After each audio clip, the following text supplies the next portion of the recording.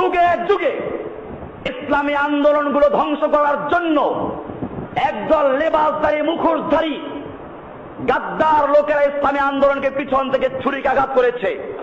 এই চরমোনাই পীর যুগে যুগে বাংলার জমিনে যতবারই ওলামাকে একত্র হয়েছে, আন্দোলন করেছে, তাদের পিছন থেকে ছুরি মেরে ইসলামকে ধ্বংস করেছে।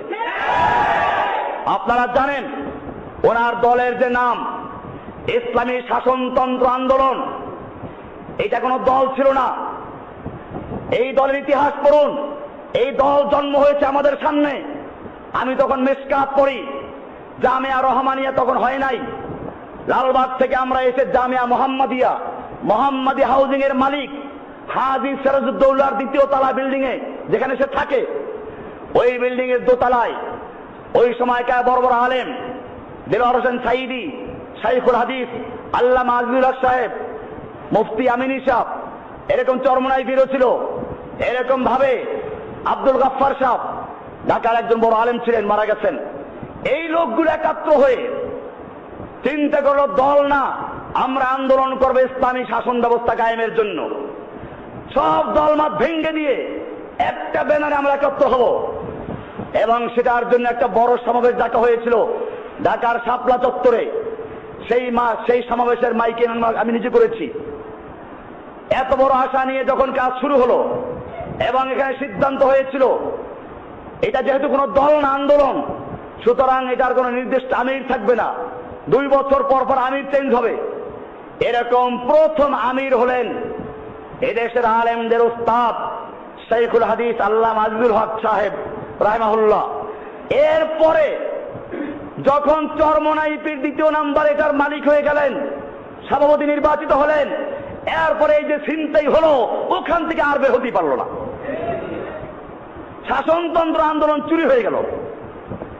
এরপরে যখন আবার নতুন করে এদেশের আলেম সমাজ নাস্তিক, মুরতাদ এবং ব্লগারদের বিরুদ্ধে ঐক্যবদ্ধভাবে মাঠে নেমেছে, উচিত ছিল তাদের নিজেদের প্রোগ্রাম বাদ দিয়ে ঐক্যবদ্ধভাবে 6 তারিখের প্রোগ্রামে একাত্র হওয়া। তারা করলো কি, সেই প্রোগ্রামের সাথে একটা রাজনৈতিক স্লোগান দিল, হ্যাঁ আমরা একমত আছি, কিন্তু তারা ইহুদি খ্রিস্টানদের সাথে আতাত করে নিজেরা তাদের ছত্র ছায়ায় একটা সম্মেলন করে উধাও হয়ে চলে গেছে, যাতে করে পরবর্তীতে যদি এই আলেমরা কোনো বিপদে পড়ে, ওনারা যেন বিপদে না পড়ে।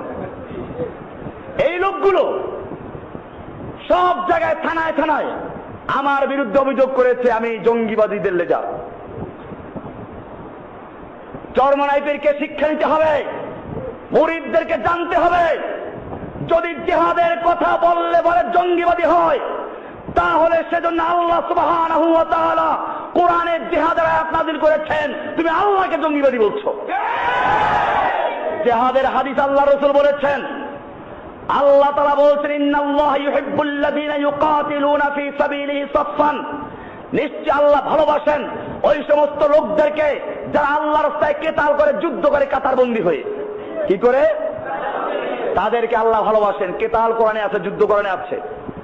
এমনি ভাবে আল্লাহ সুবহানাহু ওয়া তাআলা সূরা তাওবার 111 নম্বরে বলেছেন, ইন্নাল্লাহা আশতারা মিনাল মুমিনিনা আনফুসাহুম ওয়া আমওয়ালাহুম বিআন্না লাহুমুল জান্নাহ ইউকাতিলুনা ফী সাবিলিল্লাহ, নিশ্চয় আল্লাহ তাআলা মুমিনদের জান এবং মাল ক্রয় করেছেন জান্নাতের বিনিময়ে। ইউকাতিলুনা ফী সাবিলিল্লাহ, তারা আল্লাহর রাস্তায় কিতাল করে, যুদ্ধ করে। আল্লাহর কাছে বিকৃত মাল হস্তান্তর করবে কেমনে সেটা আল্লাহ বলে দিয়েছেন। ইউকাতিলুনা ফী সাবিলিল্লাহি, তারা আল্লাহর রাস্তায় কিতাল করে, যুদ্ধ করে। ফায়াকতুলুনা ওয়া ইউকতালুন, তারা মারে আর মরে। মারে আগে, তারপরে বোঝা গেল খালি হাতে যাওয়া যাবে না। আল্লাহ পরিষ্কার বলেছেন, ফায়াকতুলুনা ওয়া ইউকতালুনা, তারা মারে আর মরে। মারামারি আছে কিনা কোরআনে? এমনি ভাবে আল্লাহ সুবহানাহু ওয়া তাআলা প্রায় 400 আয়াত নাযিল করেছেন। আল্লাহর নবী মুহাম্মদুর রাসূলুল্লাহ সাল্লাল্লাহু আলাইহি ওয়াসাল্লাম যুদ্ধ করেছেন। তোমার বুঝে না আসলে বদর, উহুদ, খন্দকের ইতিহাস পড়ো, বুখারীর হাদিস পড়ো। আল্লাহর নবী সাল্লাল্লাহু আলাইহি ওয়াসাল্লাম বলেছেন, লাওয়াদিত্তু উক্তালা ফি সাবিলিল্লাহি সুম্মা উহিয়া সুম্মা উক্তাল সুম্মা উহিয়া সুম্মা উক্তাল।